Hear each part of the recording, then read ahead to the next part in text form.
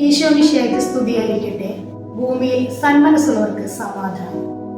ബെത്ലഹേമിലെ കാലിത്തൊഴുത്തിൽ കരുണയുടെയും ശാന്തിയുടെയും ദൂതുമായി ഉണ്ണിയേശു പിറന്നതിന്റെ ഓർമ്മ പുതുക്കുകയാണ് നാം. ഇന്ന് പുൽത്തൊട്ടിൽ എന്നതിനെ കുറിച്ച് കേൾക്കാം. പുൽത്തൊട്ടിൽ എന്നതുകൊണ്ട് അർത്ഥമാക്കുന്നത് പുതിയ ഉണർവ്, സ്നേഹത്തിന്റെ ദീപം, ദൈവത്തിന്റെ സമാധാനം എന്നൊക്കെയാണ്.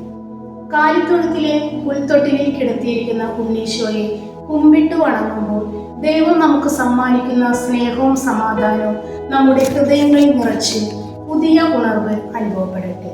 മഞ്ഞും തണുപ്പും ഒരു കുളിരായി തലോടുമ്പോഴും പിള്ളക്കച്ചയിൽ പൊതിഞ്ഞ ഉണ്ണീശോയുടെ മുഖത്തെ ആ ചെറു പുഞ്ചിരി എല്ലാ ബുദ്ധിമുട്ടുകൾക്കും പിറകിലെ ദൈവത്തിന്റെ കരുണയായി വർഷിക്കുന്നു.